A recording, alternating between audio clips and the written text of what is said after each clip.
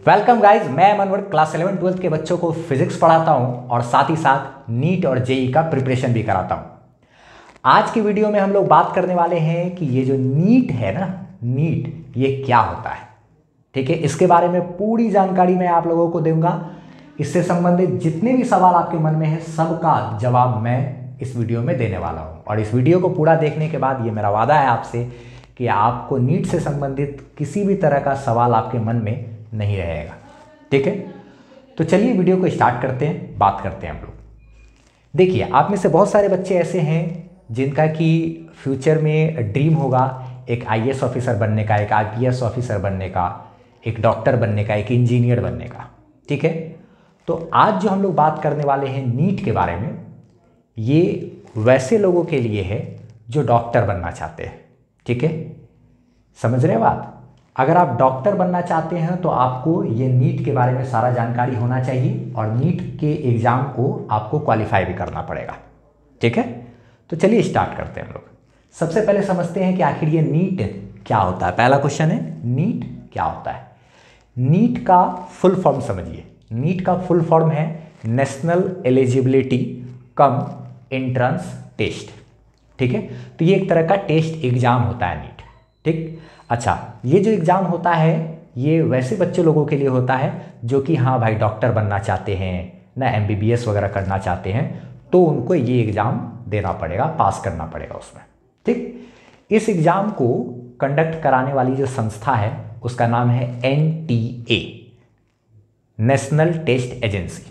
ठीक है, अच्छा, एक बात ध्यान रखना है, बहुत पहले हमारे देश में, इंडिया में क्या होता था कि जो अलग अलग राज्य है ना, वो अलग अलग मेडिकल कॉलेज में, ये नीट का एग्ज़ाम देने के बाद आपका एडमिशन मेडिकल कॉलेज में होगा। ठीक है, फिर आप डॉक्टर बन जाओगे। समझ लो आप, पहले क्या होता था कि अलग अलग राज्य में अलग अलग मेडिकल कॉलेज है, तो अलग अलग राज्य की जो सरकार है अलग अलग एग्ज़ाम लेती थी। बिहार के मेडिकल कॉलेज में एडमिशन चाहिए तो चलो एक बार एग्ज़ाम हुआ, झारखंड में के मेडिकल कॉलेज में एडमिशन चाहिए एक बार एग्ज़ाम हुआ, यूपी के किसी मेडिकल कॉलेज में एडमिशन चाहिए तो एक बार एग्ज़ाम हुआ। तो एक ही बच्चा कभी सोचता था कि चलो बिहार में फॉर्म भर देते हैं, कभी झारखंड में, कभी यूपी में, तो उसको ढेर सारा फॉर्म भरता था तो पैसा बहुत खर्चा होता था। तो इसलिए क्या किया गया, केंद्र सरकार ने ये निर्णय लिया कि एक ही एग्ज़ाम करते हैं पूरे देश में, जिसका नाम है क्या, नीट। और उसमें आपको जितना रैंक आएगा उसके हिसाब से आपको कोई ये कॉलेज या उस राज्य का मेडिकल कॉलेज या उस राज्य का मेडिकल कॉलेज या उस राज्य का मेडिकल कॉलेज, ये सब आपको मिल जाएगा। ठीक, तो ये चीज़ होने लगा और इसको कंडक्ट कराती है एनटीए। अब आगे हम लोग बात करते हैं। चलिए, ये हम लोग समझ गए। अब देखते हैं कि एलिजिबिलिटी, यानी कि नीट का एग्ज़ाम अगर आप देना चाहते हो तो आपको क्या योग्यता होनी चाहिए आपकी। ठीक है, एलिजिबिलिटी क्या है आपकी। तो सबसे पहली बात, 10th का एग्ज़ाम दे करके उसके बाद आपका 11th 12th में पीसीबी होना चाहिए, यानी कि फिजिक्स, केमिस्ट्री और बायोलॉजी होना चाहिए। ठीक है, ये आपका लिया हुआ होना चाहिए, तभी आप दे सकते हो। ठीक है, और हाँ, ये चीज़ हो गया। उसके बाद आगे बात करें अगर, तो इसमें ये है कि 12th जब आप पास करोगे तो 12th पास करोगे तो कम से कम 50% नंबर आपका होना चाहिए। यानी कि 12th जब आप पास कर रहे हो तो कम से कम 50% मार्क्स के साथ आप 12th को पास किए हुए होने चाहिए। ठीक है, तो ये इसका एलिजिबिलिटी हो गया। फिजिक्स, केमिस्ट्री और बायोलॉजी आपका इंटर में होना चाहिए, साइंस होना चाहिए। ठीक है, आगे बात करते हैं कि नीट का जो एग्ज़ाम है वो कब होता है। नीट का एग्ज़ाम इस बार 2022 में भी जून में हुआ था, तो यही जून जुलाई के आसपास नीट का एग्ज़ाम होता है। ठीक है, ये ध्यान रखना। नीट का जो फॉर्म निकलता है वो कब निकलता है, नवंबर दिसंबर के आसपास निकलता है। ठीक है, जब आप 12th क्लास में होगे तब नवंबर या दिसंबर के आसपास नीट का फॉर्म निकलेगा। बहुत सारे बच्चे ऐसे भी होते हैं जिनका कि 12th कंप्लीट हो चुका है, उसके बाद वो एक साल रुक करके नीट का भी तैयारी करते हैं ना, तो नवंबर दिसंबर के आसपास इसका फॉर्म निकलता है। ठीक है, नीट का सिलेबस क्या है, इस पर बात कर लेते हैं। नीट का जो सिलेबस है वो क्या है, आप इसको समझ लो। जैसे कि नीट में 11th और 12th का जो भी फिजिक्स, केमिस्ट्री और बायोलॉजी है उसी से क्वेश्चन रहता है। ठीक है, 11th और 12th दोनों को मिला करके क्वेश्चन पूछा जाता है। अब अच्छे से समझना है इसको। क्या रहता है कि आपको जो टोटल जो ये जो एग्ज़ाम होगा ना, उस एग्ज़ाम में जो टोटल नंबर ऑफ क्वेश्चंस पूछे जाएंगे वो क्या है, 200 क्वेश्चन पूछे जाएगा। टोटल कितना क्वेश्चन पूछा जाएगा भाई, 200। उसमें से ध्यान रखना आपको, फिजिक्स से 50, केमिस्ट्री से भी 50 क्वेश्चन और बायोलॉजी में 100 क्वेश्चन रहेगा। ठीक है। अच्छा, एक बात और, बायोलॉजी में भी 2 पोर्शन होता है, एक होता है जूलॉजी और एक होता है बॉटनी। तो जूलॉजी से भी 50 क्वेश्चन और बॉटनी से भी 50 क्वेश्चन ना। तो यानी कि बायोलॉजी में टोटल 100 क्वेश्चन, फिजिक्स में 50 और केमिस्ट्री में भी 50, तो टोटल 200 क्वेश्चन हो गए। अब इस 200 क्वेश्चन में आपको टोटल बनाना है 180 क्वेश्चन ही बनाना है। बाद बाकी का जो 20 क्वेश्चन है ना, वो ऑप्शनल है। वो क्या है? ऑप्शनल है, आप चाहो तो उसको छोड़ सकते हो। यानी कि जैसे कि फिजिक्स में अगर बात करें, फिजिक्स में टोटल 50 क्वेश्चन है, तो 50 में से सेक्शन ए के अंतर्गत फिजिक्स में टोटल 50 क्वेश्चन है, तो 50 में से आप कोई भी 45 क्वेश्चन आपको टच कर देना है। कोई भी कितना? फिजिक्स में आपको क्या करना है? कोई भी 45 क्वेश्चन आपको बना देना है। ठीक है। उसके बाद केमिस्ट्री की बात करें अगर, तो केमिस्ट्री में भी टोटल 50 क्वेश्चन है। 50 क्वेश्चन में से कोई भी 45 तो आपको बनाना है, एकदम कंपलसरी है। मान लीजिए ये है। ठीक है। उसके बाद बायोलॉजी की बात करें तो जूलॉजी में भी 50 और बॉटनी में भी 50 है। तो जूलॉजी में भी क्या कहते हैं, जैसे जूलॉजी है तो उसमें भी बायोलॉजी को 2 हिस्सा में बटा हुआ है बायो। ठीक है। जूलॉजी और क्या? बॉटनी। ठीक है, 2 हिस्सा में बटा हुआ। तो जूलॉजी में भी 50 क्वेश्चन में से आपको 45 क्वेश्चन और बॉटनी में भी 50 में से कोई भी 45 क्वेश्चन बनाने के लिए आप आजाद हो। तो ये हो गया टोटल 90 और ये हो गया मेरा क्या? टोटल 45 90। तो 90 मिल करके ये कितना हो गया? 180 क्वेश्चन।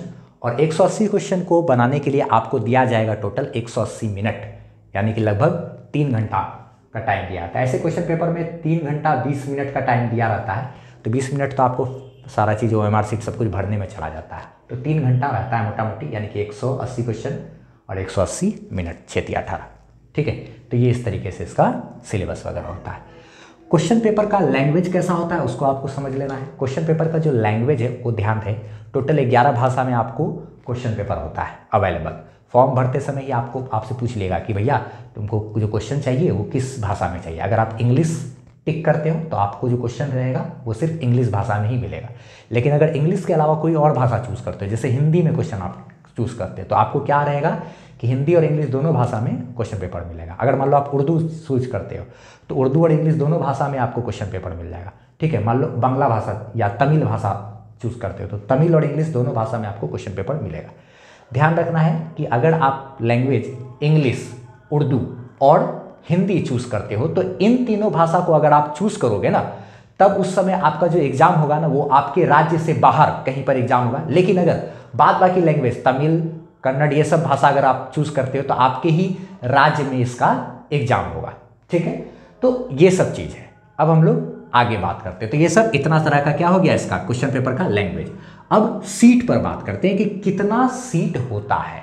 तो सीट्स की बात करें अगर, तो इसमें लगभग आपको 1,70,000 के आसपास सीट होता है। ठीक है।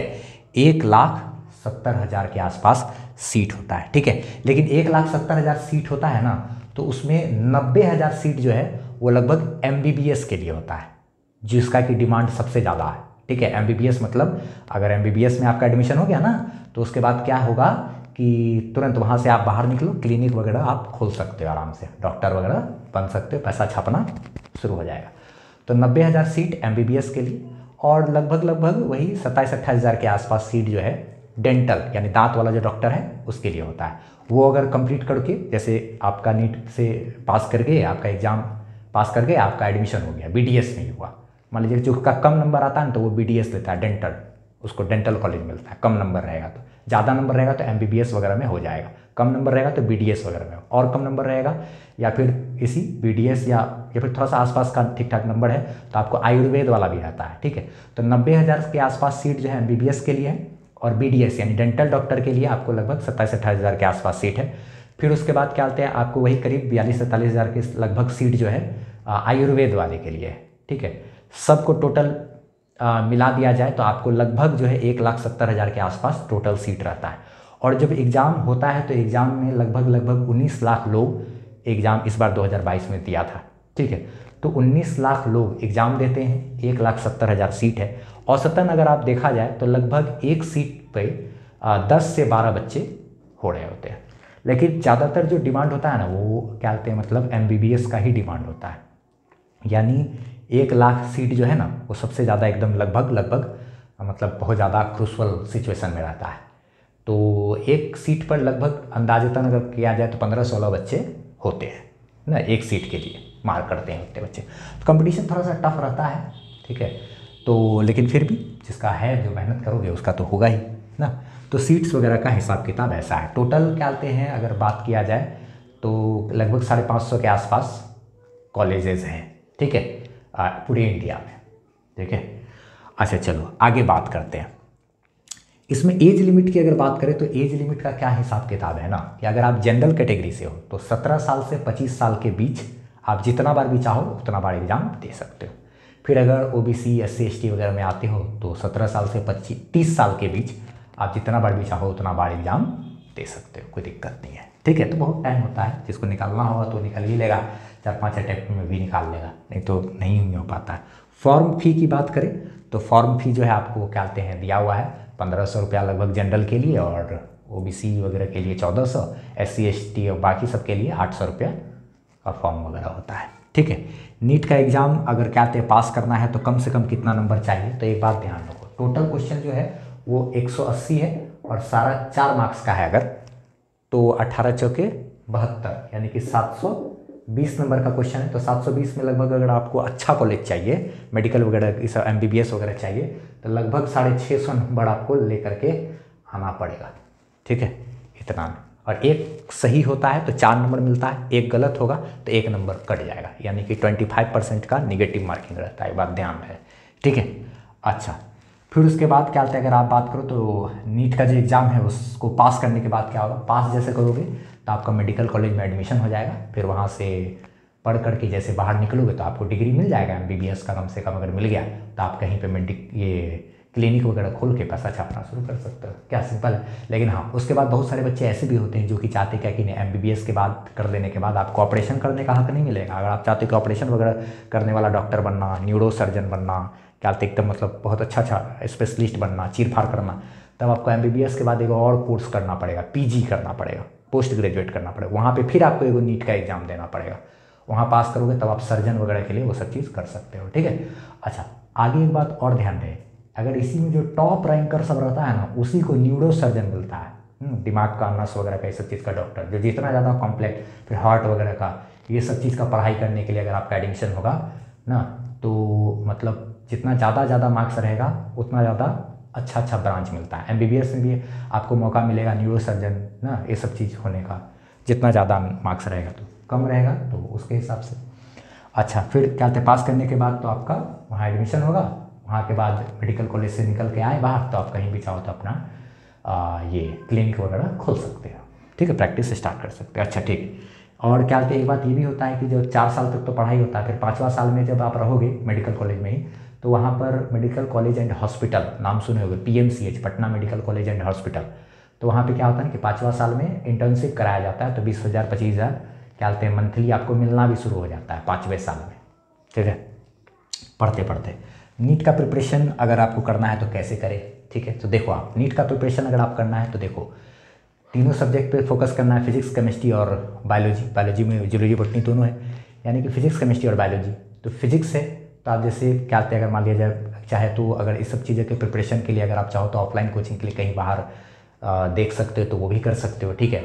या नहीं तो अगर क्या कहते हैं ऑनलाइन भी चाहो तो ऑनलाइन भी बहुत सारा कोर्सेज वगैरह है, वो सब भी कर सकते हो, ठीक है। तो जैसा आपका सुविधा के अनुसार ये सब चीज़ के बारे में आप अच्छे से सर्च कर सकते हो, कैसे तैयारी करना है, नहीं करना है। जैसे खुद मैं भी अपने चैनल पे फिजिक्स का वीडियोस वगैरह डालता हूँ, तो यहाँ से भी आप फिजिक्स की तैयारी कर सकते हो। ढेर सारा न्यूमेरिकल क्वेश्चंस वगैरह से अच्छा बुक, आपको प्रीवियस ईयर का क्वेश्चन पेपर बनाना पड़ेगा, NCERT का सारा क्वेश्चन, एडिशनल एक्सरसाइज वगैरह सारा बनाना होगा। फिर प्रीवियस पिछले साल का पूछा हुआ जितना सब क्वेश्चन है नीट का, वो सारा आपको बनाना ही पड़ेगा, ठीक है।